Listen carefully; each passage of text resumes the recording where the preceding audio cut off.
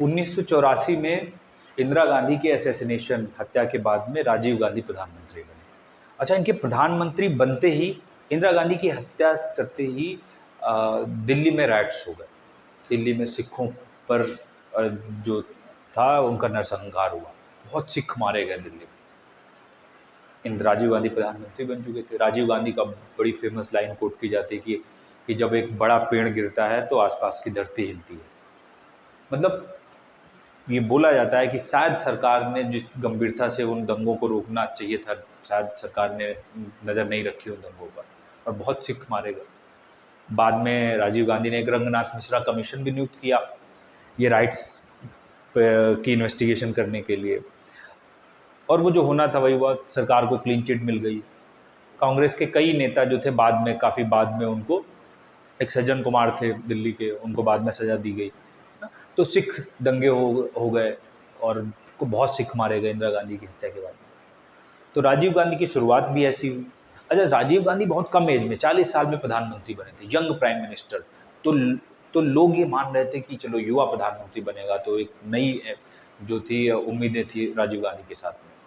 तो राजीव गांधी ने कुछ काम तो किए, जैसे राजीव गांधी ने आईटी रिवॉल्यूशन, संचार प्रणाली पर जो है संचार क्रांति की शुरुआत की थी।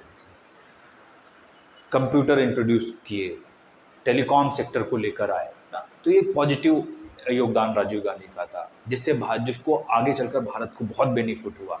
भारत सूचना प्रौद्योगिकी में दुनिया का लीडर बना। दूसरा, राजीव गांधी ने मार्केट ओपन करने की शुरुआत की, लेकिन हाँ, जिस स्तर पर उनको बाजार सुधार करने चाहिए थे, आर्थिक सुधार, वो भी नहीं हो पाए। हीरो और हांडा ग्रुप जो है भारत में आया, पहली बार ऑटोमोबाइल बनना शुरू हुआ भारत में ना, तो ये शुरुआतें हुई उस टाइम पे। 1985 में सार्क बना समूह, भारत ने नेतृत्व करना शुरू किया ना, भारत और आसपास के देशों का एक समूह बना, साउथ एशियन रीजनल कोऑपरेशन जिसको बोलते हैं, 8 देशों का समूह, काठमांडू नेपाल में ना। तो बड़ी घटना हुई 85 में।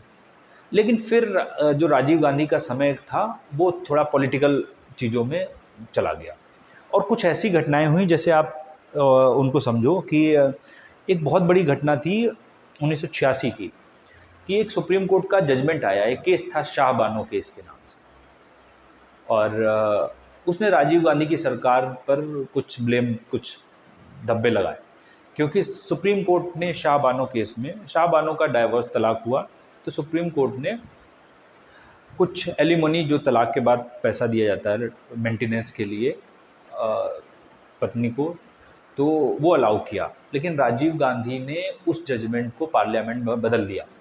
जो मुस्लिम मेल खासकर बोला जाता है, पर्सनल लॉ बोर्ड के दबाव में राजीव गांधी ने उस कानून को बदल दिया।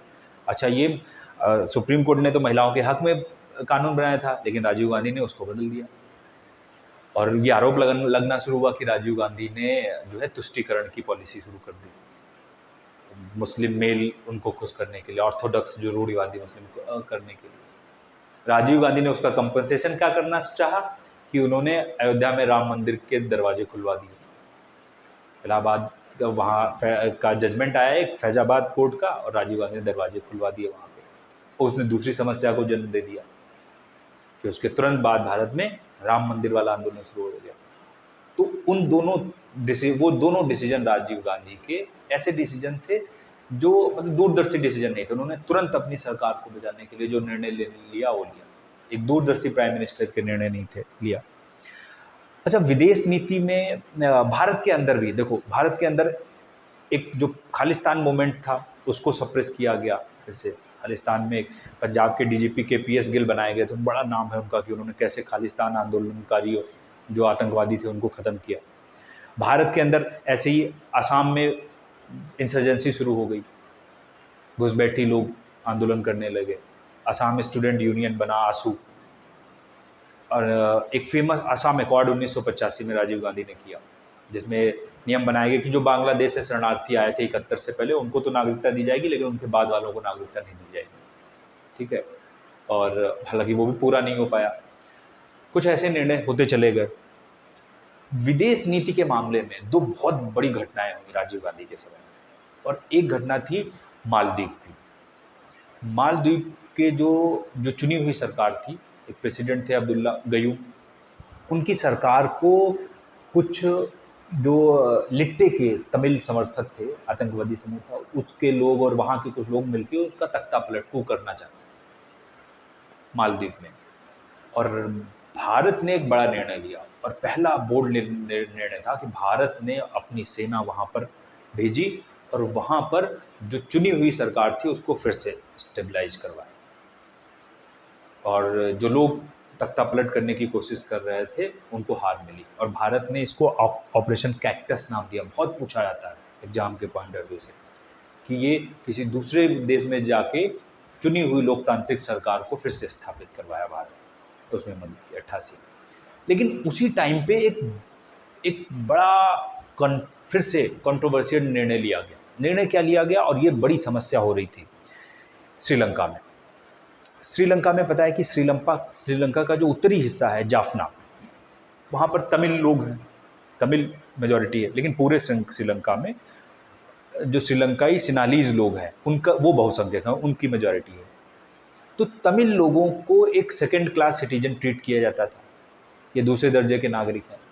तमिल लोगों ने भाई विरोध करना शुरू किया और एक अपना एक संगठन बना दिया और उनमें एक टेररिस्ट ऑर्गेनाइजेशन भी बन गया, लिट्टे, लिबरेशन ऑफ तमिल। प्रभाकरन उसका लीडर बना। अच्छा, भारत के जो तमिल लोग थे उनकी भी सिंपैथी थी कि भाई श्रीलंका के तमिल हैं, उनको बराबर हक मिले, टॉर्चर ना किया जाए वहाँ पर। तो एक तरीके से भारत पे भी उसका असर पड़ने लगा। तमिलनाडु के मुख्यमंत्री थे उस टाइम एमजीआर, बड़ा समर्थन करते थे। तो राजीव गांधी ने एक निर्णय लिया, और निर्णय क्या था, श्रीलंका के साथ समझौता किया कि भारत अपनी पीस कीपिंग फोर्स भेजेगा, शांति सेना भेजेगा श्रीलंका में।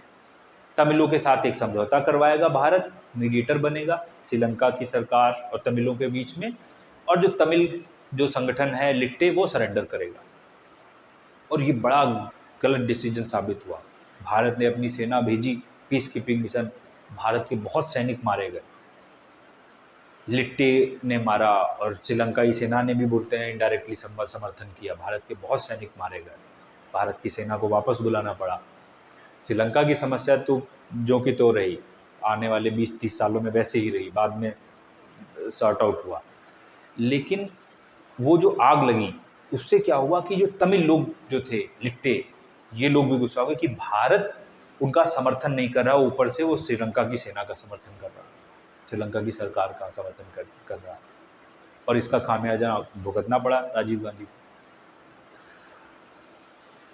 अगली और एक बहुत कंट्रोवर्शियल जो घटना हुई उस टाइम पे वो था कि राजीव गांधी की सरकार में पे एक बहुत बड़ा आरोप लगा, और वो आरोप था बोफोर्स तोप में करप्शन को लेकर। बोफोर्स तोपें खरीदी गई, एक स्वीडन कंपनी थी वहाँ से, और आरोप लगा कि राजीव गांधी की सरकार में कई लोग थे जिन्होंने ब्राइबरी या घूस ली, और राजीव गांधी की एक बड़ी प्योर इमेज थी। गड़बड़ हुआ, राजीव गांधी के खुद जो मंत्री थे, डिफेंस मिनिस्टर थे वीपी सिंह, विश्वनाथ प्रताप सिंह, उन्होंने रिजाइन दे दिया। ठीक है, तो एक बड़ा झटका लगा राजीव गांधी की इमेज को उस स्कैंडल से। 85 के बाद में, भाई 85 के बाद में 89 में जब सरकार डिस्टेबलाइज हो गई, वीपी सिंह निकल गए और फिर से चुनाव होने थे, तो उसी बीच में ये घटना तो वीपी सिंह के काफ़ी बाद में 91 की बात है। मैं आपको बता रहा हूँ कि लिट्टे का जो श्रीलंका के डोमेस्टिक पॉलिसी में जो भारत ने वो किया, अपनी शांति सेना भेजी, उसका असर ये पड़ा कि 21 मई 1991 में राजीव गांधी प्रचार ही कर रहे थे, चुनाव आने वाले थे 91 वाले, और प्रचार कर रहे थे, उसमें तमिल इलम के लोगों ने साजिश करके बॉम्ब ब्लास्ट कर दिया और राजीव गांधी का असैसिनेशन कर दिया। और वो जो श्रीलंका के डोमेस्टिक मामलों में इंटरफेयर करने की वो चीज़ थी, वो उसका खामियाजा भुगतना पड़ा। वीपी सिंह जो अलग हो चुके थे, उन्होंने नई सरकार भारत में बनाई, और भारत में एक नई सरकारों की शुरुआत हुई, कोएलिशन गवर्नमेंट की। कोएलिशन गवर्नमेंट गठबंधन राजनीति की शुरुआत हुई। अभी तक जो भारत में सरकारें बन रही थी राजीव गांधी तक, वो पूर्ण बहुमत की सरकारें बन रही थी। इसके बाद भारत में एक नया दौर शुरू होता है जब किसी पार्टी को बहुमत नहीं मिल रहा था, और एक गठबंधन एरा की शुरुआत हुई और नेशनल फ्रंट की गवर्नमेंट बनी वीपी सिंह के नेतृत्व में। अगली हम लोग वो पढ़ें।